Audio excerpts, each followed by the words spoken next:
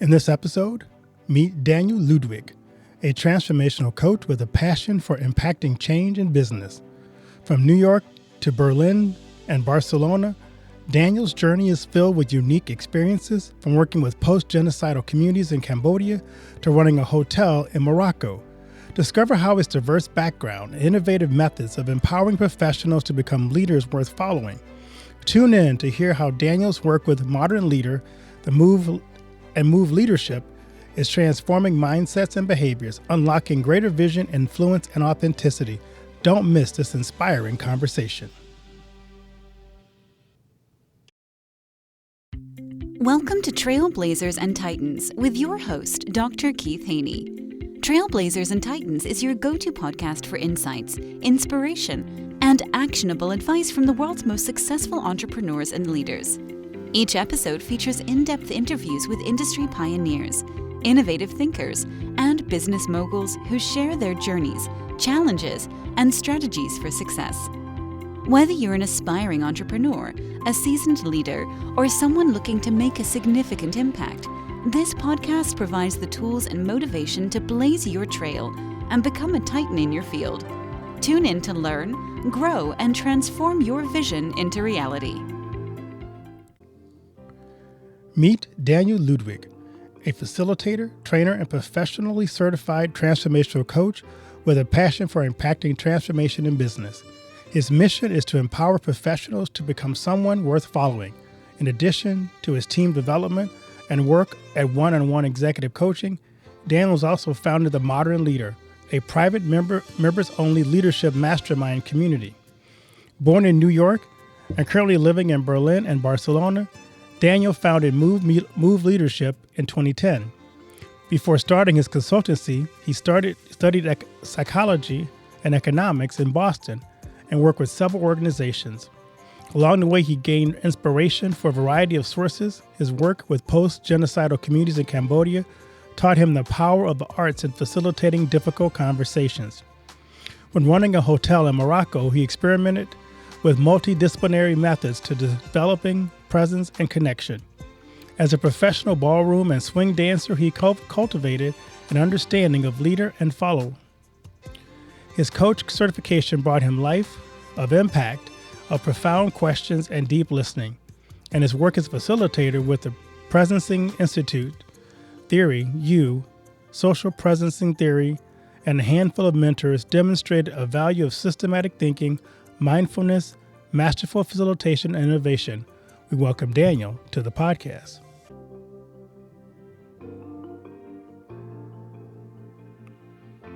Well, Daniel, welcome to the podcast. How you doing today? Hey, Keith. It's great to be here. I'm doing well, and I'm excited to talk to you. You say that now. We haven't started yet.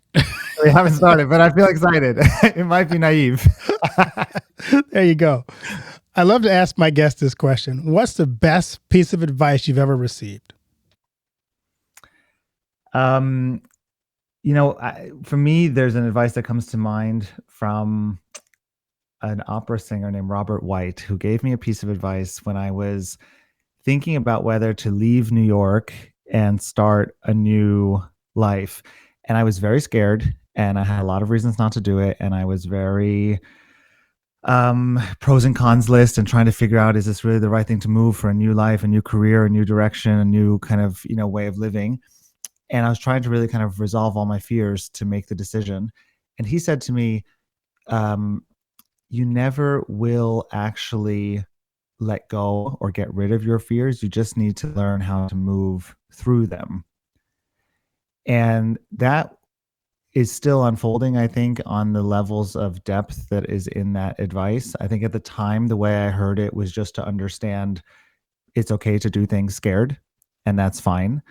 I think what I'm understanding on deeper levels is how much wisdom and information and insight exists in the things that we are afraid of, and why we're afraid of those things, and what we have to learn about ourselves and our past and our backgrounds and our stories that is reflected in the things we're afraid of today. So it's something that resonates quite closely with me, because I do a lot of things that I'm scared of. And if I had to believe that I can only start doing it when the fear is gone, I would pretty much just sit dormant.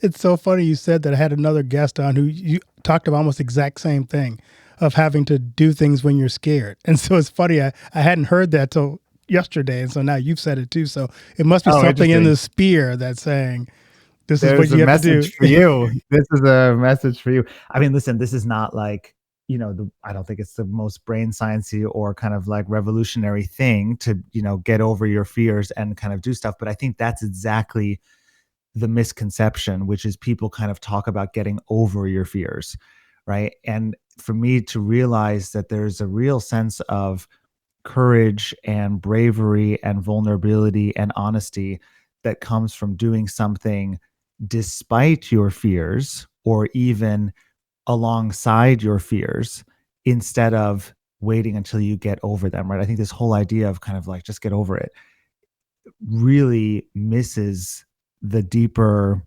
insight and wisdom that lies in exactly the things that we're afraid of. And it would be a shame to just look over that. So maybe there's some direct message that's coming to you right now for that reason. It could be.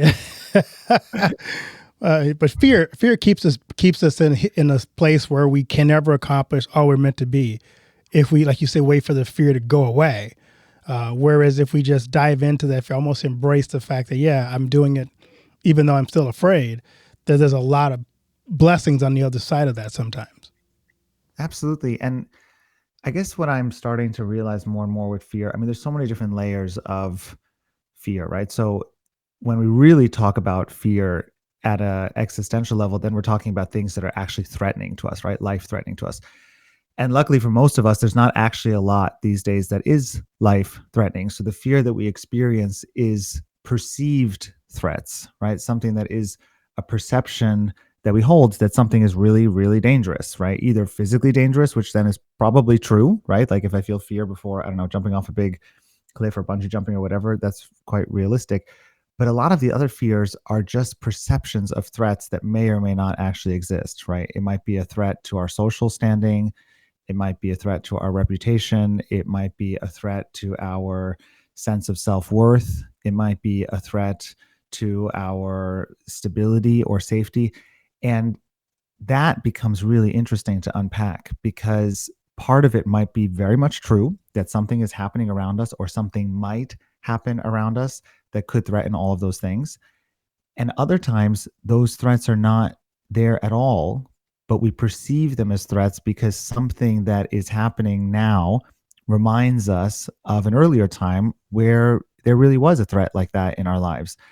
And that is where I think fear starts to get so interesting because we begin to realize that we're living two simultaneous time zones, so to speak. There's the present time zone where something's happening right now that may or may not actually be threatening at all. But then there's the perception that we put onto it, the projection that we put onto it, and where that brings us back to in our own story, in our own lives, that is actually the reality that we're perceiving. And so that for me is how much depth lies in exploring our fears, because it brings us in touch with the whole journey of life that we've been on and what our nervous system and our psyche and our unconscious are trying to protect us from, even when there might not actually be a threat present. I love that. And it kind of really segues into my question for you about what you do in your profession, how you help coach leaders, what inspired you to focus on that. I'm curious, especially empowering professionals to become the leaders worth following. I heard that phrase years ago. Are you a leader worth following versus, what kind of leader are you? But a leader worth following is a little different nuance on that question. Yeah. So are you saying I didn't make up that tagline? No, I'm not saying that. I'm saying I heard it years ago and it resonated with me.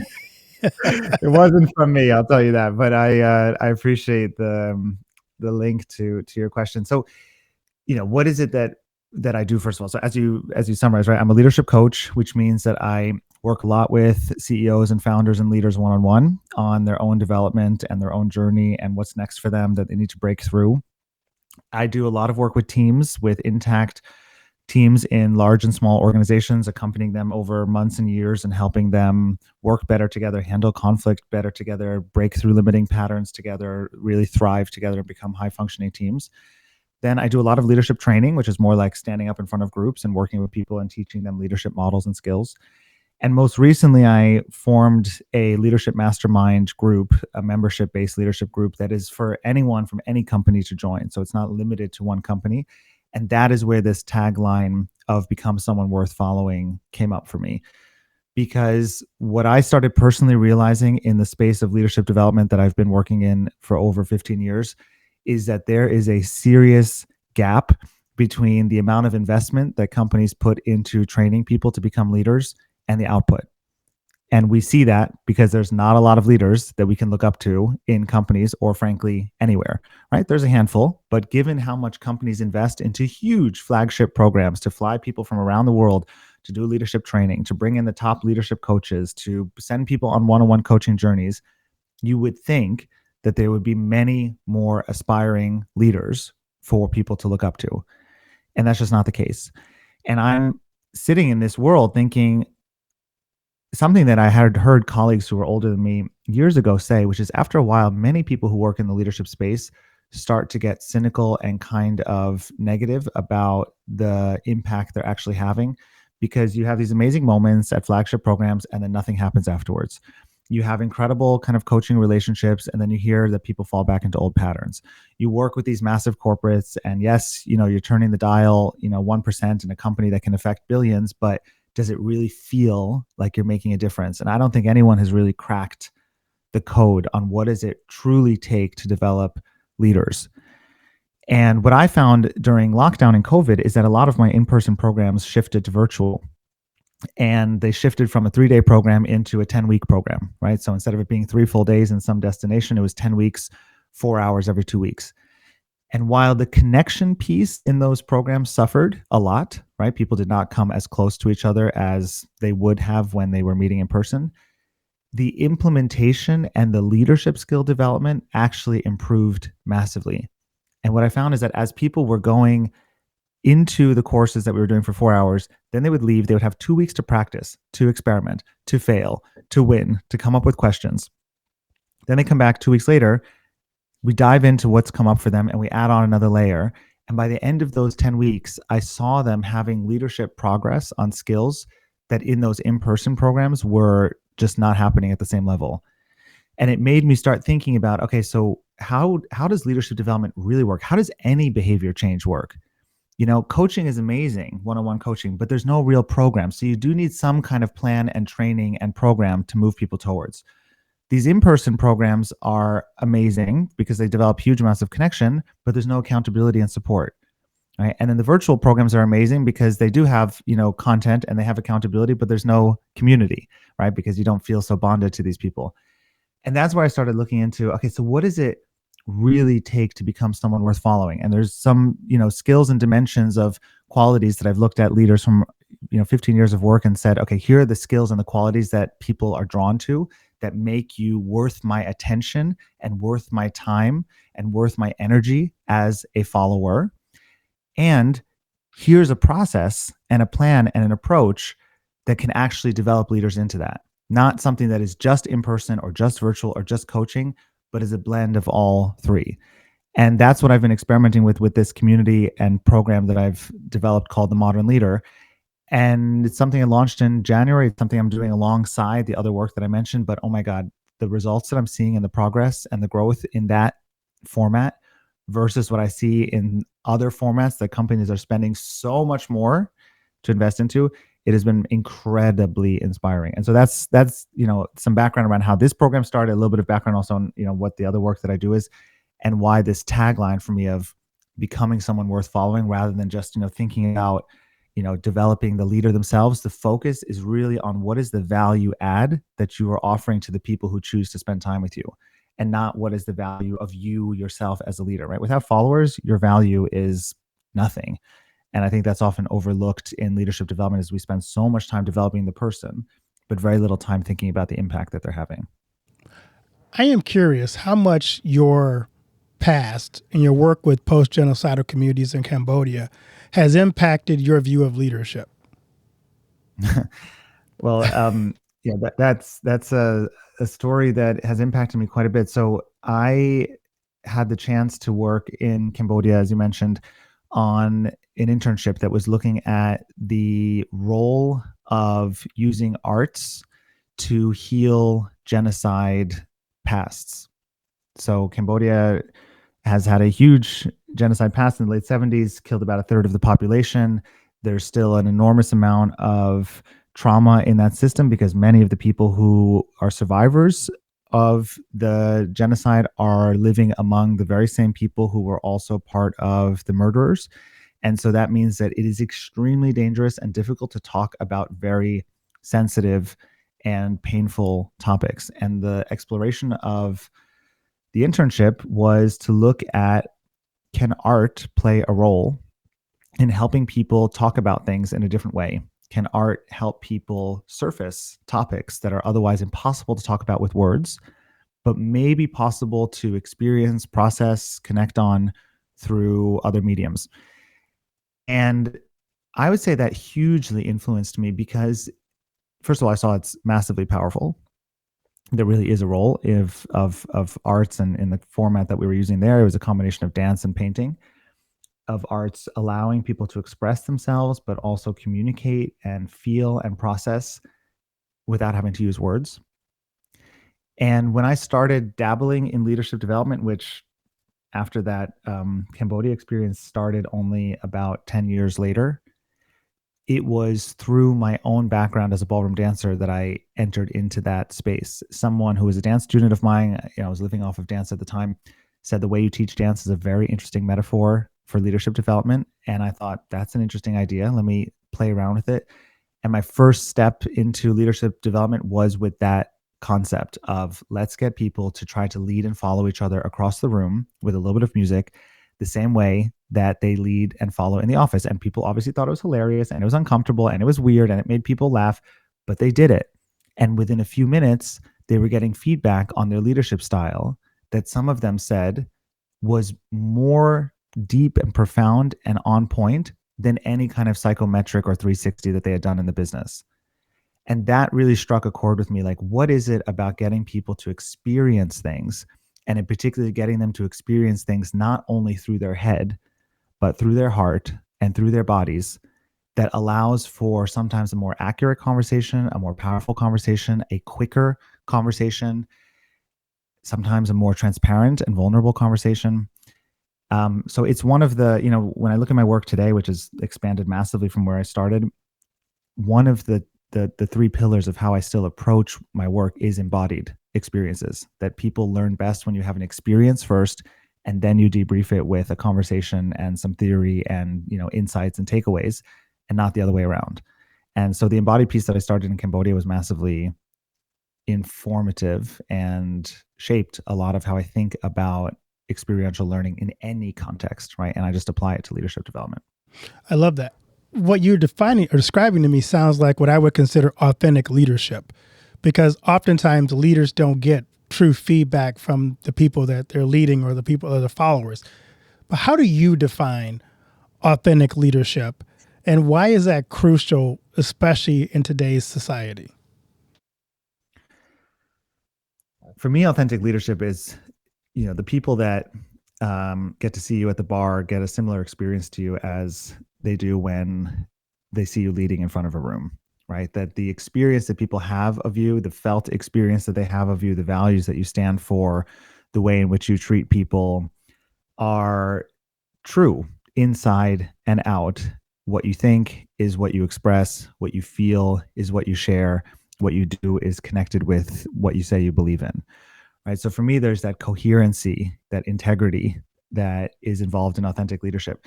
Now, I think in the space that we're in today, there is so much inauthentic leadership out there that the sheer difference that it can make in a group or in a company when somebody shows up authentically is just massively palpable. And what I mean by inauthentic leadership is there's so many models, first of all, that people have bought into from earlier leadership decades of leaders need to talk a certain way. Leaders need to present themselves a certain way. When you're scared, you shouldn't let people know. When you're not sure what the answer is, you should still tell people that you do know, right? Lead with an answer first, right? All of these models that suggest that leaders need to stand up there and be confident and be all-knowing and be clear in their direction and to not let in on any vulnerabilities that they have and kind of present this shell. And while I think there is a certain benefit, especially in an earlier part of anyone's career, to try to fit in and to try to understand the culture that they're in and to try to see how they can, find their way in a particular company by copying behaviors of other people and figuring out what works and doesn't work. I notice in my own work, especially with leaders and CEOs of companies, that at a certain point, people arrive in their careers feeling like the mask that they have so perfectly crafted on the outside does not match anymore who they are on the inside. And there is a sense of disconnection that happens from that. There's a sense of inauthenticity that happens from that. There's a sense of lack of well-being, of stress, of discomfort, of dishonesty, of even an impact on how people sleep. There's an impact on the feeling of purposefulness that people feel, where it's just there's too much divide now between who I actually am and who I have presented myself to be on the outside. And as people start to take that mask off, what lies behind it is real humans, humans with emotions, humans with insecurities, humans with doubts, humans with questions, humans with empathy and with compassion and with the ability to listen and to share stories and to just be present. And those are the skills that are so powerful in leaders. When people actually feel that you take off the mask and you take the risk of taking off the mask, people are drawn to you. People want to be with you. It amplifies their own ability to take off their own mask and show up and be real and be honest and share what they don't know. And when you as a leader can say, I don't know what the answer is and we're all in this together and let's figure this out, it empowers people to want to help you and to want to be part of your cause and to also speak up when they're not sure of what they're doing instead of pretending like everyone has everything all together. So authentic leadership is a complicated topic because if you use it as a tool, it can become very obvious and people are very good at sensing when someone is trying to be authentic but isn't. There's also a risk to authentic leadership because the way in which you use your vulnerability and display your vulnerability can in some situations be incredibly helpful for connection and trust building, and in other situations can actually hurt your credibility. And it's also just very scary because you're putting yourself out there raw. And all of those reasons are why it's so special and so powerful when it's done right. And that's why I think for me, it's one of the three core qualities of what makes someone worth following. The other two being having an inspiring vision, and the third being how to know how to strongly influence others. And I think when you have that cocktail of all three, people are just so drawn to you. I love that answer because, it's society makes it, and because I think of our social media presence, it's so easy not to be authentic because you can hide behind your social media personality or persona, and that can be who you perceive yourself to be. But that being authentic requires, like you said, authenticity, courage, and knowing your emotions. So how do you link all those together as you try to help people become authentic leaders? Yeah, I mean, as you said, right, there's a piece here around emotions, which is quite important because I think the first thing that gets threatened when we take some of our masks off is that our emotions get exposed, right? And then there's a second piece, as you talked about with social media and other things around, how do we present ourselves outwards? Like, what are the right contexts in which to actually do that? So, and by the way, as a tangential note, this is part of why embodied leadership experiences are so powerful, because many people know how to hide behind words. We've been trained how to hide behind words. So when you take away the common language of words and offer people the chance to communicate in another way, like through art or through music or through dance or through movement or whatever, they are not trained in hiding themselves. And so the experience that we get of one another is one of really seeing through someone very quickly, in the awkwardness, in the discomfort, in the novelty, and the newness of what they're trying to do. Because unless you're, professionally trained dancer, you really don't know how to use your body to hide your emotions. And so a lot comes through. So that's just a side note on why any kind of experiential learning is often a more direct path towards getting people to show up vulnerably and honestly than if you just talk about it theoretically, right? Where people can hide much more easily. I think for me, when it comes to authenticity and the path towards authenticity and how you work on it, there are multiple dimensions of what that's connected to. There is a piece around exactly what you just mentioned, which is understanding emotions, understanding and developing an emotional literacy around your range of emotions and how they feel and what they look like and what triggers them. And equally using that emotional literacy to understand other people and understand how they tick and why they're showing up a certain way and what they're even feeling.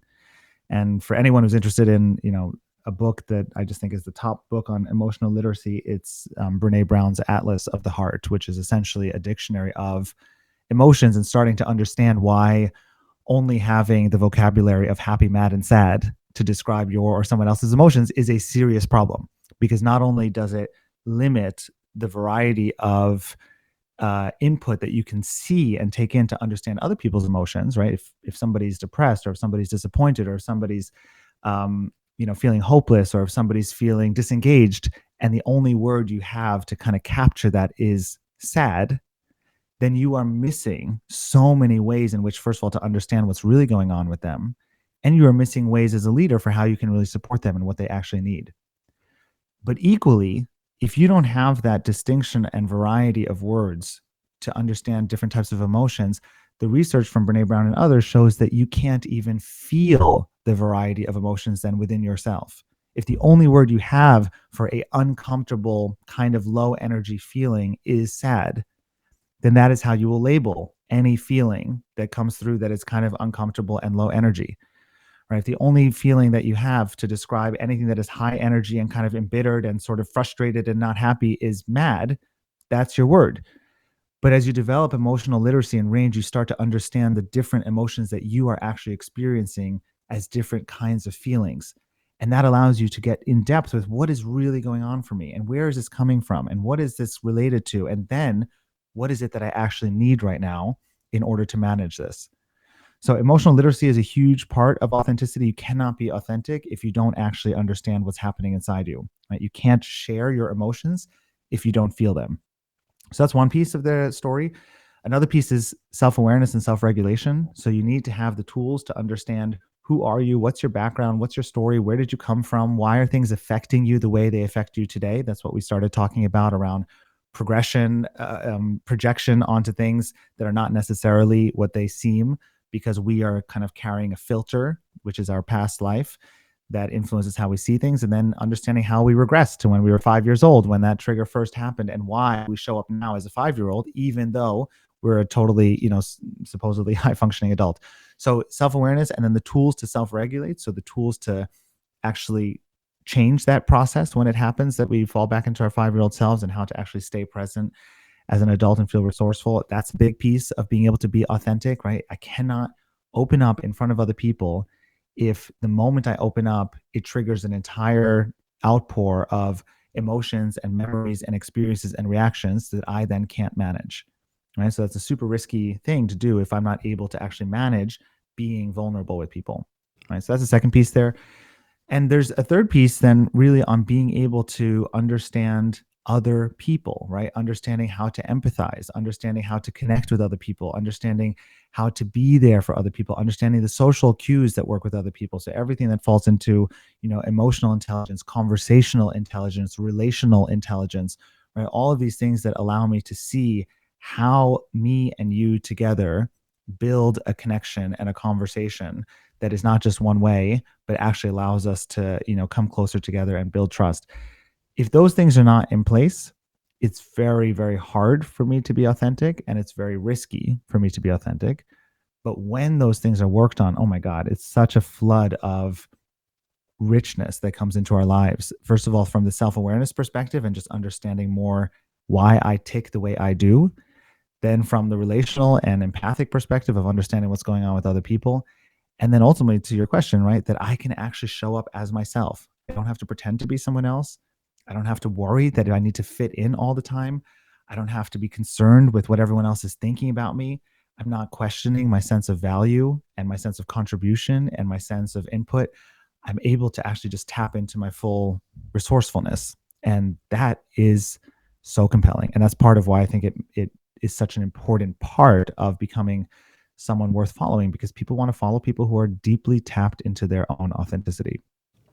I love that. As I heard you talking, it kind of made me think about what are some common leadership blind spots that we don't always see. You kind of listed some of the things that those blind spots can lead to, but what are the things that, besides limiting the happy, sad, and and the other emotion that you mentioned, a lot of times, Mad. yeah, mad. A lot of times, leaders just don't understand that they're lacking something. So, how do you help them discover what those blind spots are, and you kind of deal with those blind spots in leadership roles? Yeah. I guess it's an interesting question on blind spots. So I think there's a lot of different blind spots out there, and I'll just name a couple that are coming up to me now as I think about the question. So I think that one of the big blind spots that all humans have is that we are not biased, right? Or that I am not as biased as other people are, right? That somehow other people are biased, other people are jaded, other people are seeing things in a limited way, but I see the full picture, right? I see the full truth. I see the full reality. And because the research shows that the majority of people think they see the bigger picture more than others, it's obvious that that can't be true, right? And so as long as we walk around believing that we somehow have access to the truth or to a bigger perspective, or that we are not influenced by our own limiting beliefs or blind spots or biases, that's a problem, right? So just in the nature of the very question that you're asking, one of the biggest blind spots is believing that you don't have blind spots, right? And believing that you are not affected by something that all humans are affected by, which is your own unconscious bias, your own limiting beliefs through your own story, your own lens of how you see the world, right? As long as you don't believe that there is a lens that is informing, or a filter, as I sometimes say, that's informing how you see things, and rather you think you see the full picture, you are massively missing out on an opportunity for how to actually engage and connect and bring other people's views on board. And, when it comes to how to actually think about your impact as a leader, I think one of the biggest blind spots is leaders not realizing that for every quality that they have and every skill that they have and every, asset that they bring to their leadership, there is also a shadow side. And if you're not aware of that shadow side, and you're not aware of how it's impacting your team, your colleagues, your company, you are engaging and building a culture around you that is only looking at the positive impact you're having, and not thinking about the negative impact that you're also having at the same time. And that I can play out, especially when I work with, for example, founders of organizations. It's such a big piece because founders are inspiring. Founders are magnetic. Founders are revolutionary. Founders are groundbreaking. Everybody wants to be around a founder because it's exciting to be next to the source of a new idea that really is meant to, shake up whatever industry they're playing in. And what founders so often don't think about is, what kind of culture am I creating, not just in terms of all the amazing parts of my being and skill set, but the shadow sides. So yes, I'm highly ambitious and I have a big vision, but do I also bring with that a sense of perfectionism that I expect? Do I bring with that a sense of work hard, play hard, to the point where people are putting in way too many hours because they see me putting in so many hours, and I'm never going to be the one that tells people to go home first, because actually I think people should work their asses off if they want to work with me? Am I so focused on the amazing product that we're trying to create that I'm not thinking about having the conversations that matter with people, and checking in with how they feel, and seeing if people are really on board, and seeing if people are actually feeling cared for, right? Like, these are the typical blind spots. Am I so connected with how easy it is for me to know what to do next and intuit what the right move is and understand what my clients need, that I'm not educating and upskilling and bringing younger leaders on board, so that when I actually am ready to hand over the leadership to another generation of people, there's a population in place that is fully ready to receive it. And these are the kinds of blind spots that everybody has, that we're really great in some things.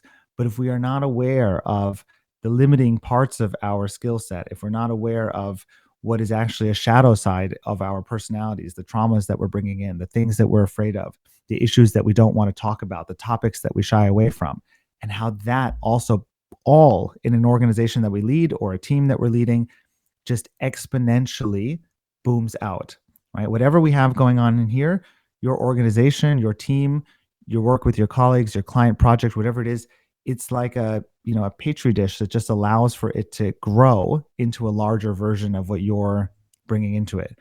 And you want to be aware as a leader, not just of your amazing qualities, but of those shadow sides that are just as much there and important to look at, because otherwise they will. I mean, that's the whole idea of this quote, that culture eats strategy for breakfast, right? You can have all this amazing vision and strategy and insight, but if you're not aware of how to influence other people, if you're not aware of how to show up authentically, you can have the best idea on the planet, and all of that other stuff that just seeps into your culture will tear it apart.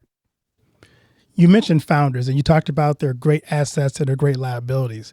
How do you coach founders into successfully transition their roles from their companies? Because I've worked a lot with churches, and I've known a pastor who's been there 30, 40 years, and he's about to retire, and a new guy is coming in, and the other pastor can't let go of the church. And it's got to be, the Christmas tree's always got to be here. You have to do it this way. We've always done that particular thing this time of year. And I want you to be yourself, but you got to be yourself like I was myself. So how do you work with the founders to transition well? Yeah, I totally get it, right? I want you to be uniquely you, and please do everything exactly as I do. Exactly.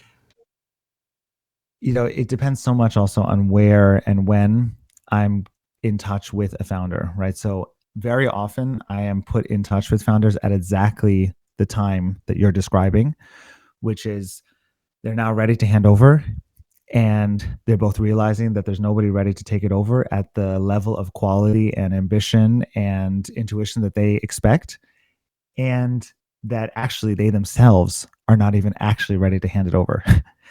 And so there's two pieces there, right? One piece is the upskilling and the distribution of knowledge between the founder and the rest of the organization or the rest of the team that they plan on handing over to. And that kind of work for me is what a colleague of mine, Peter Koenig, coined as a body of work called source work. And it's an understanding that a founder of an organization, a founder even of a team or of a particular department, has a kind of almost sacred knowledge and a sacred feeling and a sacred understanding of what is needed in that role by the sheer nature of them being the person who started that role or started that company. They have an almost divine kind of sensing or connection of what needs to happen next. And that's why it can be so hard when a founder tries to hand things over without the proper handover, to let other people do things in the wrong way or the perceived wrong way, because the founder really does, in their greatest contribution, have access to a kind of knowing and intuition that nobody else in the organization can have. So that doesn't mean that source and the role of source and the divinity of source can't be handed over. It can be handed over, but it needs to be done so consciously. And that requires, first of all, for the founder to even understand, what is it about me that is so unique? What is it about my view, my perspective, my understanding of the client, my understanding of the customer, my understanding of the product, my understanding of the market that is truly different than anyone else? What is it that I can sense about where things are going in the future because of the role that I play and the place that I have in the system that is truly my gift and my contribution? And many founders don't know what that is. If you ask them what that is, they would say, yeah, we just do everything that I need to do and just get everything done. But if you really try to nail them down onto how would you train this skill in someone else, they wouldn't be able to put it into words. And so that's the first step, is to start having conversations with the founder, starting to have conversations that other people in the leadership team or the future leadership team or even the organization can listen in on, can question, can dialogue with, to really begin to understand what is sometimes called the founder's mindset or the founder's mentality. What is it about this particular person that allows them to sense what this team or this organization needs like nobody else can? And the more you get into that conversation, the more that people are in the presence of that conversation, the more that they hear the founder talking about why they started the company, what the values are, how they make decisions, what are the non-negotiables for them, what are the things that would keep them up at night, and what are the other things they're absolutely ready to let go of, the more you can start to hand that over and have other people absorb that. But this is not something that happens overnight. It's something that needs to be created as a process, as structured conversations, ideally in younger, organizations that I work with, where people are more intuitive about bringing in this kind of handover culture sooner. It's about having that future generation around those founders all the time, so that they really can absorb that from the very beginning and see why a founder is handling a situation in this way and not that way, and have a space to reflect and process on why those decisions were made. So that is a whole piece of it, right? And at some point when you're ready, there can really be a proper source handover that is done in front of an organization, that is done in front of all the colleagues, where in a ritualistic like way, the original source can hand over the responsibility, the rights, the trust, and the belief into a new source. And then if that new source is able to accept it and is able to, really allow themselves to sink into it, there is the possibility that they can start to tap in to that same level, or at least an equally meaningful level of sourciness of that intuition. So that is one big piece of it, right? Is empowering the organization to actually hand over the source. The other big piece that often comes up along the way is that many founders often actually don't want to hand over that responsibility. They say they do. They say they want to move on. They say they're ready, but their identity is so caught up in that job and in that role that there is an underlying fear, which is that when I give this up, who will I then still be? If I'm not the head of this church, to use your example, if I'm not the head of this organization, if I'm not the successful business person who exited this company for whatever amount of money, then who am I? Because a founder and their organization, for the amount of years that they put into it, is everything to them. Their organization is their baby. Their company is their legacy. Their product is their fingerprint, right? Their entire identity to become a successful founder requires that kind of full-on absorption. And that is part of what makes them so successful. And that is part of what needs to be handed over to the next generation of leadership. But it also means that in that journey of so much self-sacrifice, of so much compromise, of so many other things that were put on the wayside in order to make this thing successful, when you start to let go of that identity and hand it on, a very valid question comes up, which is, who am I if I'm not the founder? And very practically, as I see many of my clients dealing with, when I then give away this responsibility and I'm no longer connected to the company, and I'm at a social, cocktail party, and someone asks me, what do you do? What do I answer? What do I say? Do I say I'm a founder?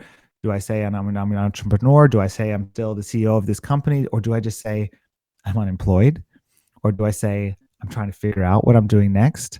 Or do I say I'm just me, right? Like, these are big questions, right? And then if you haven't invested a lot of time in friends and family and a social community and another part of your life, then you don't have a lot of other things that you can rest your arms on to hold you up during this transition time. So for many founders who successfully build a company and hand over, and maybe even the company's doing great without them, the biggest struggle becomes an identity struggle. And that needs to be coached and reflected on and given space to really work through and understand why there's actually something very exciting on the other side of an identity that isn't only this one thing, but is so many other things. But if you don't explore that and don't unpack that and don't work on it, the fear of not having an identity, or the fear of being judged for not having an identity, or the fear of just not knowing how to think of yourself outside of the box you created, can be so paralyzing that many founders don't let go of the reins, even when they say they want to. That's powerful. You've coached so many people. Is there a particular coaching client that you helped transform their organization that really stands out in your mind as something that is a great shining example of the work that you do? Yeah, I mean, as you said, I have really a lot of different stories that come to mind around this kind of topic, because there's so many different people that have gone through so many journeys. I mean, there's for me, I find that a lot of the journeys that I work on come down to a couple of topics that I really am working on myself and are very present for me, and so I think I also draw people into them. And one of the topics is often around confidence, around understanding that my self-worth. And another one often has to do with, how do I actually manage and deal with people and situations that are so different than me, right? And how do I not judge that? And how do I learn to understand, what's really profoundly deep for me inside there to figure out? So, if I just give you a story around self-worth, there was a client that I was working with, still am working with, and even though she was in an incredibly senior position at a huge international company, at a C-suite level, she had an enormous amount of imposter syndrome, right? And for those who don't know, imposter syndrome, right, the feeling that you have that people are going to find out that you actually have no idea what you're doing.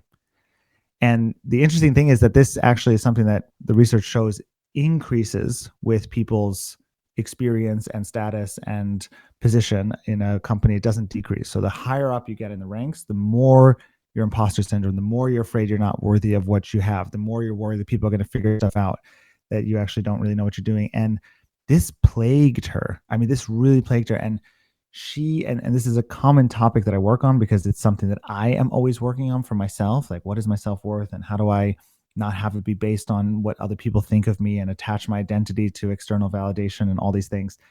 And it took us a beautiful journey, but a hard-working journey to really unpack where that came from and how much was linked to her childhood story, how much was linked to understanding the things that her parents taught her were okay and not okay to think about her value and her contribution, and not bragging and not feeling too proud of any achievements and not feeling like she was above anyone. And it led to a life story of constantly questioning her value in the most senior audiences where she was completely there to, talk about and share what she's an expert in. She would spend weeks sweating over every single word of what she's going to say, every single slide. She would spend so much time agonizing afterwards about what she said and what she didn't say and why did she say it this way and how stupid she was to put it that way and what people must be thinking about her when she was doing this and that.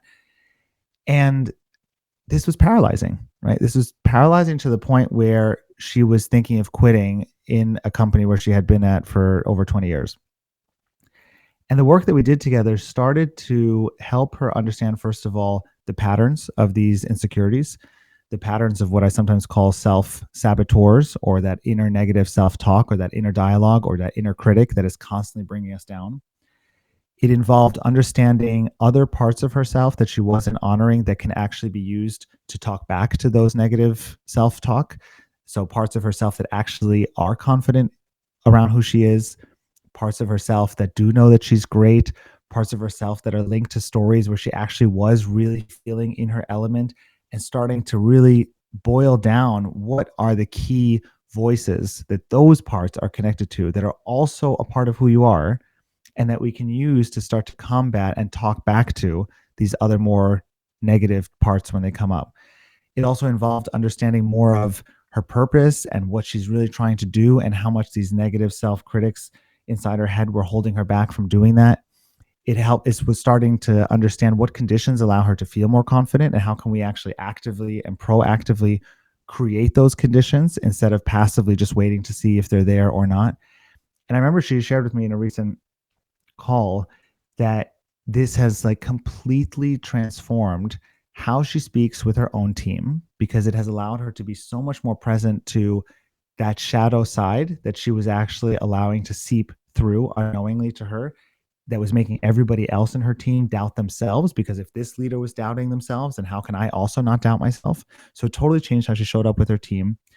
It changed how she showed up with her peers, right? And starting to accept the quality of feedback that she's getting, the quality of resource and knowledge and connection that they all saw in her, right? Other people see this stuff way sooner often than we do, but she wasn't able to see in herself. So it allowed her to settle into actually recognizing that she deserves to be where she is. And that increased her ability to then actually focus on the content that she's delivering and not focus on all of the stuff going on inside her head. And it completely changed the way she shows up in front of clients, in front of other senior colleagues, in front of other people in the company that she would always get nervous around, and actually just enjoy it, right? Enjoy the fact that she's achieved so much in her career and that she deserves to be able to rest on that level of comfort and of satisfaction and of strong foundation, instead of feeling like she's an intern where, she's actually a senior leader. And that's had an enormous impact on obviously everybody that she then touches. As one of my colleagues says, it's this type of work catalyzes breakthroughs in the leaders and all the other systems that they touch. And that's exactly what happened with her. I love that. As you think about all the impact you're having in the leadership space, what do you want your legacy to be? Yeah, that's such an interesting question. I have such a allergy myself to like big P purpose. Like when people are like, what's the purpose of your life? And I've been through so many programs of my own where I'm trying to help other people discover their purpose. So it's like a double-edged sword, because I also recognize that it's important. But when it comes to like big changes, I want to bring about whatever, peace, climate change, make everybody happy in the world, distribute resources. Like I've always felt that these, for me personally, these huge purpose statements and in some ways I cluster legacy statements into that, can be so it makes me freeze because I don't know what to necessarily say.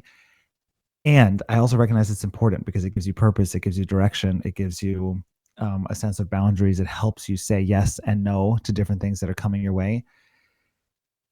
Currently, the way that I define my own value, the becoming someone worth following thing is kind of a tagline for the modern leader. But what I really see the value that I offer and that I uniquely am trying to strengthen over and over again is that I help transform darkness into light with clarity and care. And I've noticed it's taken me a long time to just be able to say that out loud, but I've gotten enough feedback from people around kind of what they see is my unique gift that I started to try to believe in it. And the more you start to believe in it and accept it, the more you start getting data points that it's true. And then you can really start to lean into it and actually use it. And for me, this combination, like if people would remember me, not necessarily in those words, but if the impact that I could have is that I transformed darkness into light, which means I transformed fear into something manageable. I transformed stress into something that felt, even, non-affecting. I was able to take something that feels really serious and bring humor to it. I was able to take something complex and make it clear, right? Bring something that feels hard and make it feel doable.